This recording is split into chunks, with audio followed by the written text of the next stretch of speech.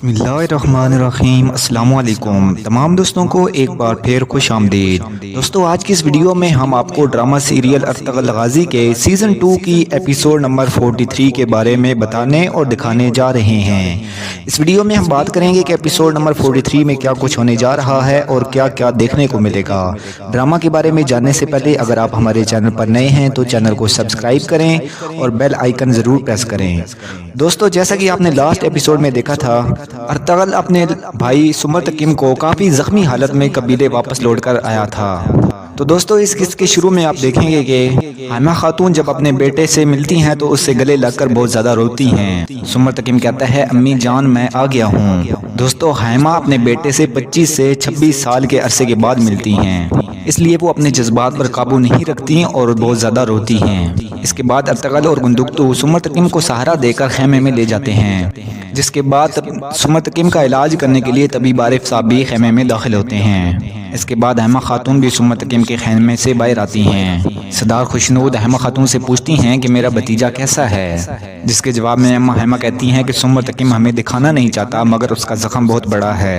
मेहरदीन कहता है कि इतने अरसे से हम समझ रहे थे कि सुमरतकिम मर गया है, मगर जनाब अर्तुगरुल साहब आपने उन्हें वापस लाकर हमें बहुत बड़ी खुशी दी है। अल्लाह आपको सलामत रखे। फिर मेहरदीन पूछता है कि ये हुआ कैसे, सुमरतकिम आपको कहाँ मिले, आपकी लड़ाई किसके साथ हुई, जिसके जवाब में अर्तुगरुल कहता है कि नोयान और उसके सिपाही हमारे सामने आ गए थे। ये सुनकर तैमूर कहता है कि अर्तुगरुल साहब ये कैसे मुमकिन है, आपने ही तो हमें नोयान के पीछे भेजा और फिर आप गायब हो गए, आप अपनी ही जंग में शरीक नहीं थे और अब आप कह रहे हैं कि आपका सामना नोयान से हुआ। आपके इस पुरअसरार रवैये से हमें खौफ आता है। जिसके बाद मेहरदीन कहता है कि यकीनी तौर पर नोयान और सुमरतकिम यके बाद दीगरे वहाँ पहुँचे। हमें हैरानगी इस बात की नहीं है, लेकिन हमें हैरानगी इस बात की है कि आप वहाँ कैसे पहुँचे। जिसके जवाब में अर्तुगरुल कहता है कि मेहरदीन साहब इसे महज इत्तेफाक समझें। ये अच्छा हुआ कि मैं सुमरतकिम तक पहुँच गया और ये मेरी खुशकिस्मती है कि मैं सुमरतकिम को उनके प्यारों से मिलवाने में कामयाब हो गया। जिस पर तैमूर गुस्से से कहता है कि ये किस किस्म का इत्तेफाक है। उसी वक्त और उसी जगह अर्तुगरुल साहब भी पहुँच गए। जिसके जवाब में अर्तुगरुल कहता है कि मुझे पता चला है कि नोयान की तमाम चालें नाकाम हो गई हैं, तुम लोग एक अजीम फतह के साथ वापस आए हो, अल्लाह ताला तुम्हें मजीद फतह दिलाए। जिस पर तैमूर कहता है कि जनाब अर्तुगरुल साहब बात ये नहीं हो रही। इसके जवाब में अर्तुगरुल कहता है, जब बहादुरी की जगह बुज़दिली हो, जब हमारे नसीब में सिर्फ जख्म हो, जब हमारे अपने ही हमारे खिलाफ फैसले देते हों, तो आप किन असूलों और किन ज़ाब्तों की बात कर रहे हैं। जिस पर मेहरदीन कहता है कि जनाब अर्तुगरुल साहब हमने हमेशा आपके अच्छे कामों की तारीफ की है, लेकिन तैमूर साहब ने बात बिल्कुल ठीक की है। आपने हमें जंग की तरफ भेज दिया और खुद सुमरतकिम की तरफ चले गए, आप हमें कुछ नहीं बताते, आपकी जुबान पर हमारे लिए ताले लगे हैं। ये सुनकर हैमा खातून गुस्से से कहती हैं कि बस करो, चुप हो जाओ, मेरा बेटा अंदर जख्मी पड़ा है और हमें ऐसी बातें करनी चाहिए। सुमरतकिम मेरा बेटा है और वो बहुत अरसे बाद घर वापस आया है, मुझे कुछ दिन सुकून से गुजारने दो। अब तुम लोग अपने अपने घर जाओ और ये बदअमनी अपने अपने साथ ले जाओ। इसके बाद आप देखेंगे कि नोयान बाजू तंगूत के साथ एक गार में बैठा है। नोयान कहता है कि ओगोज़ खान की मोर उक्ताई खान तक जाएगी और उक्ताई खान से तुम जो कुछ चाहोगे वो तुम्हें इसके बदले देगा। जिस पर तंगूत कहता है कि मुझे मालूम है तुर्क लोग ओगोज़ खान का बहुत एहतराम करते हैं, अगर सुमरतकिम उस मोर के साथ इन सरजमीनों में आ गया तो वो हमारी फौज को 2 हिस्सों में तकसीम कर देगा और उक्ताई खान हमें इसकी सजा देगा। नोयान कहता है कि हम इसकी इजाज़त नहीं देंगे, ओगोज़ खान की मोर वो खुद मेरे पास लेकर आएंगे। इसके बाद आप देखेंगे कि सिलजान खातून छुप कर गुलबानो का इंतजार कर रही हैं। जैसे ही गुलबानो उनके पास आती हैं तो सिलजान खातून जल्दी से उसके पास जाती है और उससे गले मिलती है। फिर सिलजान खातून उससे कहती है कि मैंने सुना है कि तुम जंगजू की तरह घुड़सवारी करती हो और जंग भी करती हो। जिस पर गुलबानो कहती है कि जब आप सुलेमान शाह के साथ हमारे कबीले आई थीं तो आपने और रोशनी खातून ने मुझे घुड़सवारी सिखाई थी। जिस पर सिलजान कहती है कि वाह, तुम्हें तो वो दिन भी याद हैं। जिस पे गुलबानो कहती है कि वो दिन मैं कैसे भूल सकती हूँ। इसके बाद सिलजान गुलबानो से कहती है कि हमने सुलेमान शाह के घर में परवरिश पाई और उन्होंने हमें सिखाया कि प्यार और इज्जत कैसे की जाती है। अब हमारे मरहूम बाबा को मायूस किए बगैर उनका कर्ज चुकाने का वक्त आ गया है। ये सुनकर गुलबानो हैरानगी से सिलजान खातून से पूछती हैं, क्या कह रही हैं आप। مجھے آپ کی بات سمجھ نہیں آئی۔ جس پر سلجان خاتون اس سے کہتی ہیں کہ ہمارا قبیلہ ایک گھڑے میں گر چکا ہے، مجھے تمہاری مدد چاہیے، میں تمہیں جو بھی بتاؤں کسی کو مت بتانا۔ یہ سن کر گلبانو کہتی ہے کہ سلجان خاتون مجھے آپ کی باتوں سے خوف آ رہا ہے، آپ کے دل میں جو بھی ہے مجھے بتائیں۔ اس پر سلجان خاتون کہتی ہے کہ میں نہیں چاہتی کہ وہ ہمیں دونوں کو اکٹھا دیکھے، میں قبیلے کے باہر چراگاہ میں تمہارا انتظار کروں گی، وہاں تفصیل کے ساتھ میں تمہیں بتاؤں گی۔ اس کے بعد سلجان خاتون وہاں سے چلی جاتی ہے۔ اس کے بعد اس قسط میں آپ دیکھیں گے کہ افراسیاب نویان سے ملنے اس کی غار میں آتا ہے اور اس سے کہتا ہے کہ جب مجھے پتہ چلا کہ یہ سب ہوا تو میں تم سے ملنے فوراً آ گیا۔ یہ سن کر نویان کہتا ہے کہ افراسیاب میں ہمیشہ سے تمہاری وفاداری کو سراہتا ہوں اور اب میں تم سے جو کچھ کہنے والا ہوں وہ ہر چیز سے اہم ہے۔ سمت کے پاس ایک مہر ہے، سلمان شاہ کے بیٹے اسے میرے پاس لے کر آئیں گے، ہم ان کے خاندان سے ایک عورت کو اغوا کریں گے اور تم اس عورت کو لاؤ گے، پھر وہ میرے پاس وہ مہر لے کر آئیں گے۔ نویان افراسیاب سے مزید کہتا ہے کہ میں تمہیں بتاؤں گا یہ سب کیسے کرنا ہے۔ دوسری جانب آپ دیکھیں گے کہ گلبانو سلجان خاتون سے ملنے قبیلے سے باہر آتی ہیں۔ سلجان گلبانو سے کہتی ہے کہ ہم ایک گہرے گھڑے میں گر چکے ہیں، ہمیں اپنے قبیلے کو اس مصیبت سے بچانا ہے، یہ ہمارا فرض ہے۔ اس پر گلبانو کہتی ہے کہ سلجان خاتون آپ کیا کہہ رہی ہیں، مجھے آپ کی کچھ سمجھ نہیں آ رہی۔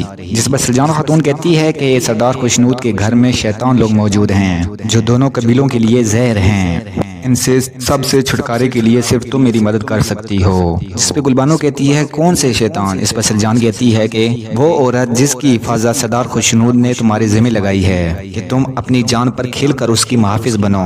یہ سن کر گلبانو کو غصہ آتا ہے اور وہ کہتی ہے آپ یہ مجھ سے کیسے کہہ سکتی ہیں، یہ کہتے ہوئے آپ کو شرم نہیں آئی؟ آپ مجھ سے سردار خوشنود کے بارے میں اس طرح کی کیسے باتیں کر سکتی ہیں؟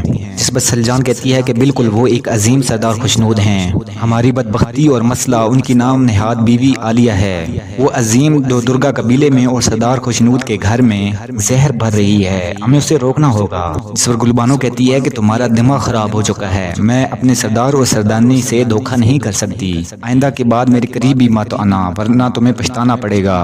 اس کے بعد گلبانو وہاں سے غصے سے چلی جاتی ہے۔ اس کے بعد آپ دیکھیں گے کہ سلجان خاتون حلیمہ کے پاس جاتی ہے، سلجان سے کہتی ہے کہ وہ بوڑھی عورت حلیمہ اسے کس نے مارا اور اسے کیوں مارا؟ عالیہ اور سردار خوشنود ہم سے بہت کچھ چھپا رہے ہیں۔ جس پر حلیمہ کہتی ہے کہ آخر وہ ہم سے کیا چھپا سکتے ہیں؟ جس پر سلجان کہتی ہے کہ عالیہ ان کے گھر آئی اور وہ وہاں آ کر آباد ہو گئی، اس لیے میرا خیال ہے کہ سردار خوشنود کی پہلی بیوی کو عالیہ نے ہی قتل کیا۔ یہ سن کر حلیمہ سلطان کہتی ہے کہ ہمارے پاس اس کا کیا ثبوت ہے؟ جس کے جواب میں سلجان خاتون کہتی ہے کہ سب سے پہلے ہمیں اس کا سرا تلاش کرنا ہے، پھر ہم اس کو آہستہ آہستہ ثابت کریں گے۔ حلیمہ اب تم مجھے یہ بتاؤ کہ کیا تم میرے ساتھ اس راستے میں شامل ہو؟ جس پر حلیمہ جواب دیتی ہے کہ سلجان میں ہمیشہ تمہارے ساتھ ہوں۔ یہ سن کر سلجان خاتون خوش ہو جاتی ہے۔ اس کے بعد آپ دیکھیں گے عالیہ مہردین اور گنجا کے ایک خیمے میں کھڑے ہیں۔ مہردین کہتا ہے کہ سمت کا سلطان علاء الدین کے ساتھ یقیناً کوئی رابطہ ہے۔ جس پر عالیہ کہتی ہے کہ بھائی اب سمت بھی یہاں پر ہے، مطلب ہمارے لیے کچھ بھی ٹھیک نہیں ہے۔ جس پر مہردین کہتا ہے کہ جب تک صدر کو پیک کا کوئی پیغام نہیں آتا ہم کچھ بھی نہیں کر سکتے۔ اس کے بعد آپ دیکھیں گے کہ سردار خوشنود اور تیمور ایک خیمے میں کھڑے ہیں۔ تیمور کہتا ہے کہ بابا ارطغرل پھر سے کچھ مشکوک سرگرمیوں میں مصروف ہے، مجھے ڈر ہے کہ ہم پھر سے کسی مشکل میں ہوں گے۔ سردار خوشنود کہتے ہیں کہ بیٹا یہ سب کچھ ہونے کے باوجود بھی تم ارطغرل پر بھروسہ نہیں کرتے؟ جس پر تیمور کہتا ہے کہ بابا میں اس پر کیسے بھروسہ کر سکتا ہوں، وہ ہم سے جھوٹ بولتا ہے، کچھ نہ کچھ ایسا ضرور ہے جو وہ آپ سے اور مجھ سے حتیٰ کہ اپنے ماں اور بھائی سے بھی چھپا رہا ہے۔ میں جانتا ہوں کہ ارطغرل بزدل نہیں ہے اور یقیناً وہ غدار بھی نہیں ہے۔ جس پر سردار خوشنود کہتے ہیں کہ اگر میں تمہارے اس وفاداری کو قبیلے کے ساتھ نہ جانتا اور یہ بھی کہ تم جتنے بہادر ہو اتنے ہی مضبوط بھی، تو میں کہتا کہ تم اس کی کامیابی سے حسد کر رہے ہو۔ جس پر تیمور کہتا ہے بابا ارطغرل نے ریاست کے اندر ریاست بنائی ہے، اگر آپ یہ سب دیکھنے سے قاصر ہیں تو آپ حکومت بنانے کی حکمت عملی کیسے کر رہے ہیں؟ اس کے بعد تیمور وہاں سے چلا جاتا ہے۔ دوسری طرف آپ دیکھیں گے کہ طبیب عارف سمت کا علاج کر رہے ہیں، جبکہ ساتھ والے خیمے میں حیمہ، گندکتو اور ارطغرل موجود ہیں۔ گندکتو غصے سے کہتا ہے جب تمہارا بھائی اندر بیمار پڑا ہے تو تم نے جانے کا فیصلہ کیسے کیا ارطغرل؟ ارطغرل کہتا ہے کہ بھائی میرا جانا ضروری تھا۔ جس پر گندکتو کہتا ہے کہ اس کا کیا مطلب ہے؟ تم نے نہ مجھے اور نہ امی جان کو کچھ بتایا۔ ارطغرل کہتا ہے کہ بھائی جب وقت آئے گا تو میں آپ سب کو بتا دوں گا۔ جس پر گندکتو غصے سے کہتا ہے کہ تم نے ہمیں کب وقت پر کچھ بتایا ہے؟ تم نے کہا تھا کہ میں سمت سے ملنے جا رہا ہوں، مگر وہاں جا کر تمہاری نویان سے جنگ ہو گئی۔ تم کس قسم کی دنیا میں رہتے ہو؟ تمہیں سمت کی خبر کہاں سے ملی؟ نویان کو کیسے پتا چلا تم کہاں تھے؟ یہ سب کچھ جاننا میرا فرض ہے، مگر تم نہ ہی مجھے اور نہ ہی امی جان کو کچھ بتاتے ہو۔ تمہارا ہر قدم خفیہ ہے جس پر ارطغرل کھڑا ہو جاتا ہے اور گندگتو سے کہتا ہے کہ بھائی جان کسی دن میں آپ کو ہر چیز کے بارے میں بتا دوں گا، مگر وہ دن آج نہیں ہے۔ یہ سن کر گندگتو غصے سے پیچھے مڑتا ہے، کچھ بولنے لگا ہوتا ہے مگر حیمہ خاتون اسے خاموش کرا دیتی ہیں۔ بس کر دو بیٹا، وہاں تمہارا بھائی مر رہا ہے۔ گندگتو حیمہ خاتون سے کہتا ہے ارطغرل نے جو کیا وہ میں برداشت نہیں کر سکتا اور نہ ہی قبیلے کے لوگ اس بات کو برداشت کریں گے۔ آخر وہ کیا سوچیں گے، کچھ پتہ نہیں ارطغرل نے کیا کیا، یہ کہا تھا اور یہ سب کچھ کیسے ہوا۔ اس کے بعد گندگتو خیمے سے باہر نکل جاتا ہے اور ارطغرل حیمہ خاتون کے پاس بیٹھتا ہے اور ان سے کہتا ہے میں جلد واپس آؤں گا، فکر نہ کریں۔ اس پر حیمہ خاتون کہتی ہیں اگر تم واپس نہ آئے تو مجھے وہی غم دے کر جاؤ گے جو پہلے سمرتقیم نے مجھے دیا، کیونکہ مجھ میں دوبارہ کسی بیٹے کو کھونے کی ہمت نہیں ہے۔ اس کے بعد آپ دیکھیں گے کہ گندگتو حمزہ کے پاس قید خانے میں آتا ہے اور اس سے کہتا ہے نویان کتا کہاں ہے، جس پر حمزہ کہتا ہے بھائی میں نہیں جانتا، جس پر گندگتو اسے مارتا ہے اور پھر پوچھتا ہے کہ کہاں ہے وہ کتا نویان، اور حمزہ دوبارہ کہتا ہے کہ بھائی میں نہیں جانتا، جس پر گندگتو حمزہ کو کافی دیر تک مارتا ہے اور کہتا ہے کہ تم نے کافی وقت نویان کے ساتھ گزارا ہے، کیا تمہیں کوئی اندازہ نہیں کہ وہ کہاں ہے، جس پر حمزہ کہتا ہے بھائی میں نہیں جانتا، میں صرف ایک چیز جانتا ہوں کہ مجھ سے غلطیاں ہوئی ہیں، میں صرف یہ چاہتا ہوں کہ آپ مجھے معاف کر دیں، جس پر گندگتو کہتا ہے کہ اگر اللہ کی مرضی ہوئی تو شاید وہ تمہیں معاف کر دے، لیکن میں تمہیں معاف نہیں کروں گا۔ اسی دوران مہر الدین بھی قید خانے میں آتا ہے اور گندگتو سے کہتا ہے کہ اس قبیلے کے ہزاروں لوگوں کی نظریں ہم پر لگی ہیں، ہم نے قبیلے کے لوگوں کی حفاظت اور انہیں زندہ رکھنے کا عہد کیا ہے۔ پھر وہ مزید کہتا ہے کہ دونوں قبیلوں کی بھلائی کے لیے ارطغرل پر نظر رکھو، کچھ پتہ نہیں وہ کہاں جاتا ہے اور کیا کرتا ہے، اس پہ کوئی شک نہیں کہ وہ ایک عظیم بہادر ہے، جس پر گندگتو مہر الدین کو کوئی جواب نہیں دیتا اور غصے میں خیمے سے باہر آ جاتا ہے۔ اس کے بعد آپ دیکھیں گے کہ مہر الدین اپنی بہن عالیہ اور بیٹی گنجا گل کے ساتھ خیمے میں موجود ہے۔ اسی دوران ایک سپاہی بھی خیمے میں داخل ہوتا ہے اور مہر الدین کو ایک خط لا کر دیتا ہے اور کہتا ہے کہ سعد الدین کوپیک نے یہ خط آپ کے لیے بھیجا ہے۔ یہ سن کر وہ تینوں خوش ہو جاتے ہیں اور سعد الدین کوپیک کا وہ خط کھول کر دیکھتے ہیں اور اس خط میں چھپی ہوئی معلومات کو پڑھنے کی کوشش کرتے ہیں۔ مہر الدین اس معلومات کو دیکھنے کے بعد خوش ہو جاتا ہے۔ گنجا گل پوچھتی ہے بابا یہ کیا لکھا ہے، جس پر وہ کہتا ہے کہ سعد الدین کوپیک نے لکھا ہے میرے سردار بننے میں آنے والی رکاوٹیں سب ختم ہو گئی ہیں۔ یہ سن کر گنجا گل اور عالیہ بہت خوش ہوتے ہیں۔ سعد الدین کوپیک نے یہ بھی لکھا ہے کہ تمام صورتحال بگڑ بھی سکتی ہے۔ گنجا گل کہتی ہے کہ اس کا کیا مطلب ہے بابا، جس کے جواب میں مہر الدین کہتا ہے کہ ہم نے ہر چیز داؤ پر لگانی ہوگی، اس کا ایک دوسرا حل بھی ہے اور وہ حل سمرتقیم کے پاس ہے۔ سمرتقیم کے پاس ایک مور ہے، سعد الدین کوپیک چاہتا ہے کہ میں سمرتقیم سے وہ مور حاصل کر لوں۔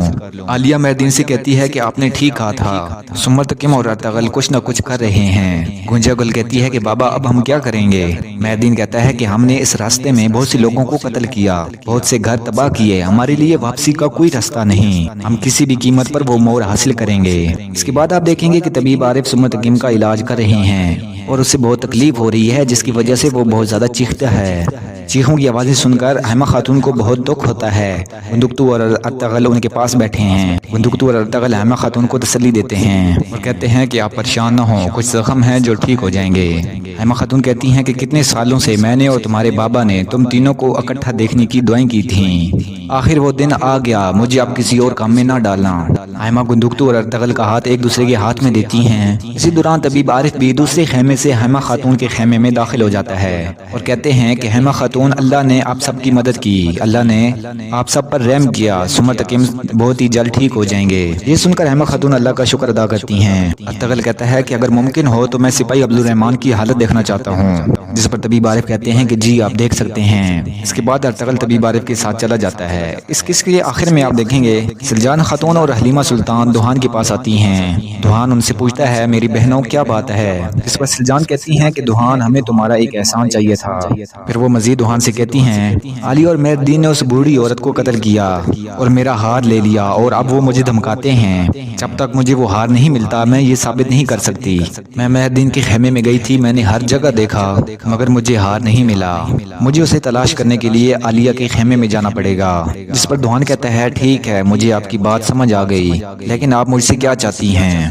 جس پر حلیمہ سلطان کہتی ہیں کہ تم گلبانو سے بات کرو۔ سلجان خاتون کہتی ہیں کہ گلبانو ضرور مجھے ان کے خیمے میں داخل کرنے کا کوئی راستہ نکال لے گی۔ تو دوستو آج کی ویڈیو میں بس اتنا ہی، امید کرتا ہوں آپ کو ویڈیو پسند آئی ہوگی۔ اگلی قسط دیکھنے کے لیے ہمارے چینل کو سبسکرائب کریں اور بیل آئیکن ضرور پریس کریں۔ تب تک کے لیے اللہ حافظ۔